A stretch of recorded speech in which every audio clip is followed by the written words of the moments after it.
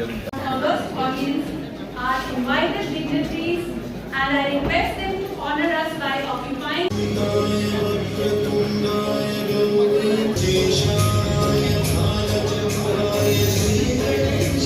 like to welcome our distinguished guest of honor, legendary Dr. M.S. Guru. Sir, your pioneering work and monument to the feet of President Gandhi have shaped the very landscape of your specialty.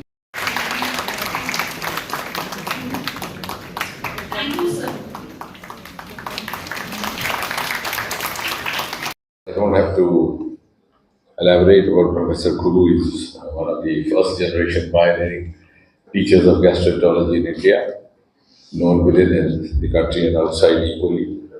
So it's always inspiring to have a medical educationist of your stature amongst us. Thank you, sir.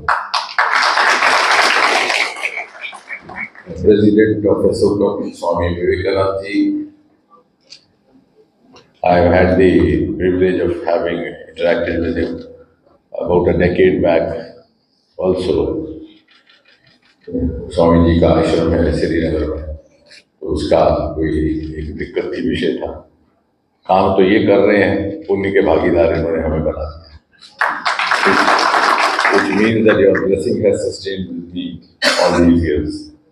So thank you very much, Swami ji. Joint Secretary Ascoms, Dr. Gautam Mengi, all of us have known him for so many years and excelling in different walks of life, both as a medical teacher, as a social reformer. Our very dear friend, the Principal Dr. Pawan Malhotra, we've seen growing over the years till he's reached this responsible and prestigious position. Dr. Bela, as I was telling him, one of the very critical reasons for me being over here this morning, because she was almost every third day, one way or the other, very gently, politely kept reminding me that I have to clock this date. And of course, Dr. Anil Gupta, he was talking of the third year class, which I forgot, but he has. That means the teaching was not bad enough. In fact, and what he was saying, thak zoom tha. So that is actually pan-systolic one, followed by early diastolic one.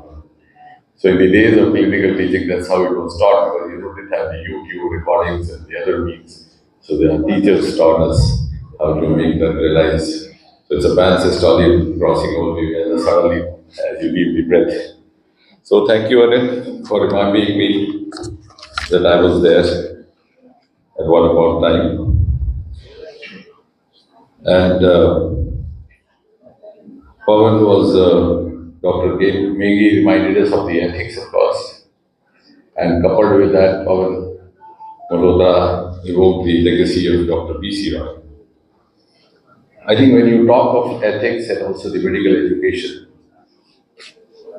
incorporating both into one of the biggest icons of the inspiration in the last 2 centuries has been Dr. B.C. Roy.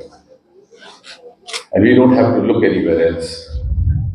He was a teacher of medicine par excellence, as all of us know, because it's too kind of Malhotra to have come down at the prize and hardly deserving. And he was also a researcher and a consultant. You know, whenever Mahatma Gandhi went on a fast, and the PMO from London, which still happened to be the Prime Minister, used to procure the health report of Gandhi. And those days, like now we have DGHS, Director General Service. In the British time, it was known as Surgeon General. So before finally passing on the Surgeon General report, he would invariably consult Dr. B.C. Roy in Calcutta.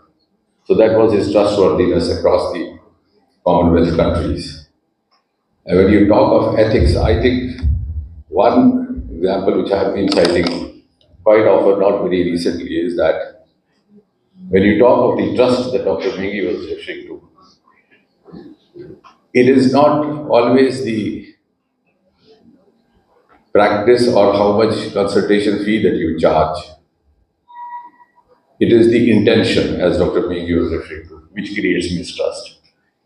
And why I'm saying so in the context of Dr. V.C. Roy is that many of you sitting in this room may not be knowing that in the early 1940s, his consultation fee was rupees 66.